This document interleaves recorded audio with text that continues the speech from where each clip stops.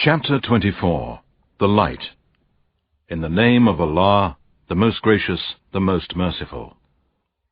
This is the chapter of the Quran, which we have sent down and in which we have ordained its legal laws. And in it we have revealed manifest proofs, signs, and revelations, so that you may remember.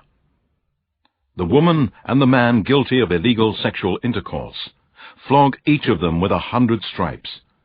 Do not let pity withhold you in their case in a punishment prescribed by Allah, if you believe in Allah and the last day. And let a party of the believers witness their punishment. The adulterer marries not but an adulteress, or an unbeliever, and the adulteress. None marries her except an adulterer or an unbeliever. Such a thing is forbidden to the believers. And those who accuse chaste women, and do not produce 4 witnesses, flog them with 80 stripes, and reject their testimony forever. They indeed are the liars, rebellious and disobedient to Allah.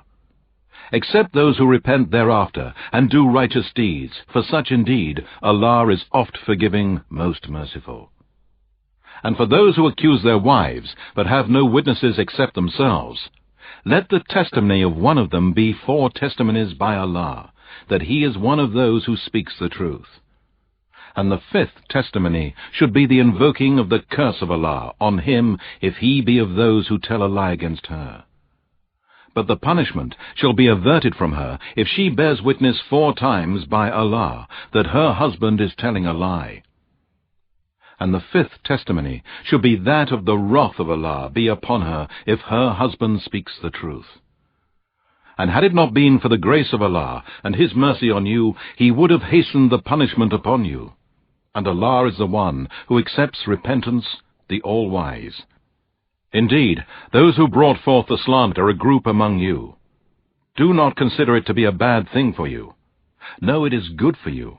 Every man among them will be paid that which he had earned of the sin. And as for him among them who had the greater share, his will be a great torment. Why then did not the believers, men and women, when they heard the slander, think good of their own people and say, "This charge is an obvious lie"? Why did they not produce 4 witnesses? Since the slanderers have not produced witnesses, then with Allah they are the liars. Had it not been for the grace of Allah and His mercy to you in this world, and in the hereafter, a great torment would have touched you for what you had spoken. When you were spreading it with your tongues, and uttering with your mouths that of which you had no knowledge, you counted it a little thing, while with Allah it was very great. And why did you not, when you heard it, say, "It is not right for us to speak of this. Glory be to you, O Allah. This is a great lie"? Allah forbids you from it, and warns you not to repeat the like of it forever, if you are believers. And Allah makes the proofs, signs, and revelations plain to you, and Allah is all-knowing, all-wise. Indeed, those who like the crime of illegal sexual intercourse should be made clear among those who believe. They will have a painful torment in this world and in the hereafter. And Allah knows, and you do not know. And had it not been for the grace of Allah and His mercy on you, Allah would have hastened the punishment upon you. And Allah is full of kindness, most merciful. O you who believe, follow not the footsteps of Satan. And whoever follows the footsteps of Satan, then know that he commands you to commit indecency and disbelief and polytheism. And had it not been for the grace of Allah and His mercy on you, not one of you would ever have been pure from sins. But Allah purifies and guides to Islam whom He wills, and Allah is all-hearer, all-knower. And let not those among you who are blessed with graces and wealth swear not to give any sort of help to their relatives, the poor, and those who left their homes for Allah's cause. Let them pardon and forgive. Do you not love that Allah should forgive you? And Allah is oft forgiving, most merciful. Indeed, those who accuse chaste women, who never even think of anything touching their chastity, and who are true believers, are cursed in this life and in the hereafter, and for them will be a great torment. On the day when their tongues, their hands, and their legs or feet will bear witness against them as to what they used to do, on that day Allah will pay them the recompense of their deeds in full, and they will know that Allah is the manifest truth. The bad women for the bad men, and the bad men for the bad women, and the good women for the good men, and the good men for the good women. Such amongst the good people are innocent of each and every bad statement which the others say. For them is forgiveness and a generous provision in paradise. O you who believe, do not enter houses other than your own until you have asked permission and greeted those in them. That is better for you, in order that you may remember. And if you find no one there, still do not enter until permission has been given. And if you are asked to go back, go back. It is purer for you, and Allah is all-knower of what you do. There is no sin on you that you enter without taking permission houses uninhabited, which serve some other interest for you. And Allah has knowledge of what you reveal and what you conceal. Tell the believing men to lower their gaze from looking at forbidden things, and to protect their private parts. That is purer for them. Indeed, Allah is all aware of what they do.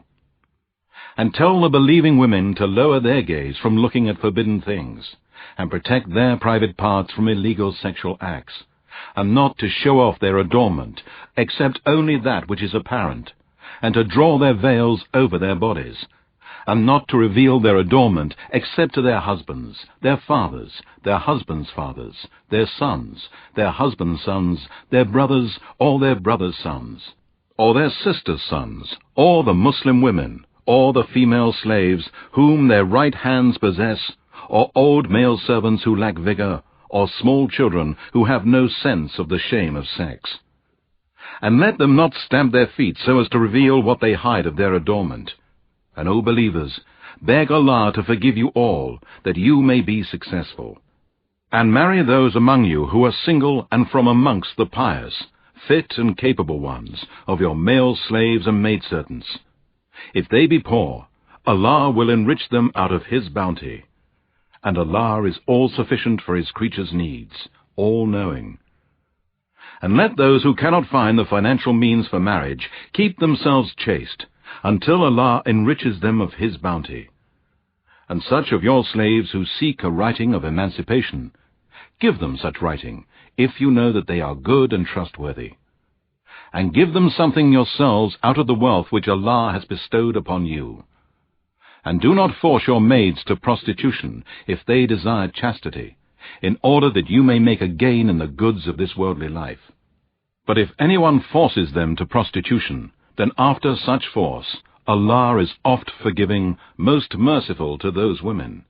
And indeed, we have sent down for you proofs, signs, and revelations that make things plain, and the example of those who passed away before you, and an admonition for those who are pious.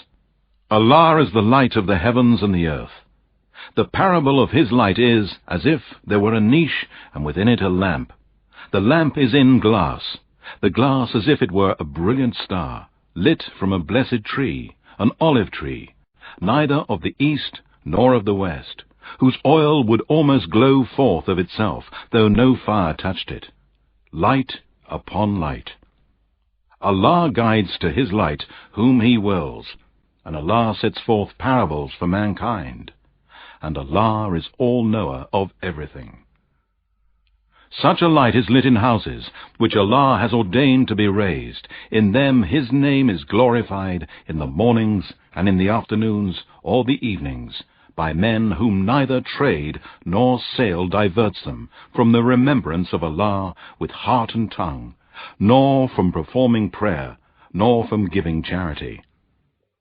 They fear a day when hearts and eyes will be overturned from the horror of the torment of the day of resurrection, that Allah may reward them according to the best of their deeds, and add even more for them out of His grace.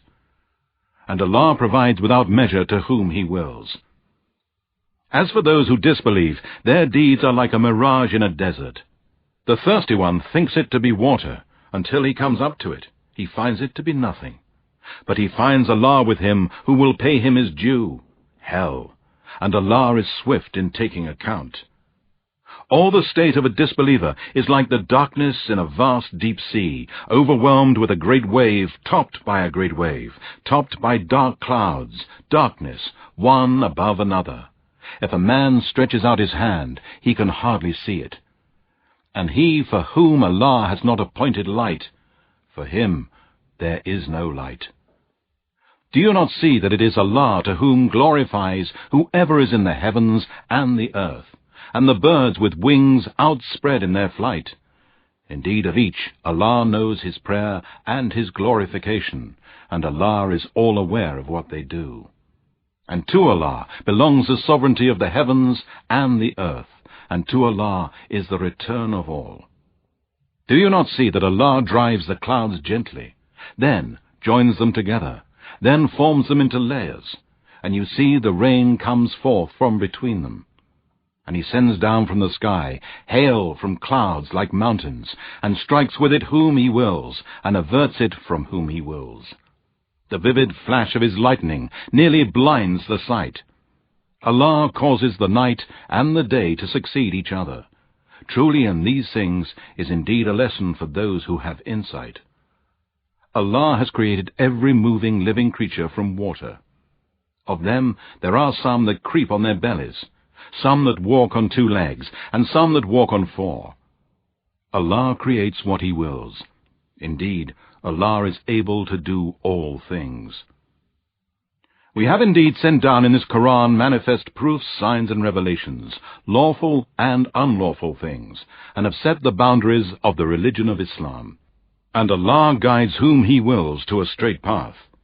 The hypocrites say, "We have believed in Allah and in the Messenger Muhammad, and we obey." Then a party of them turn away. Such are not believers. And when they are called to Allah to judge between them, a party of them refuses to come and turns away.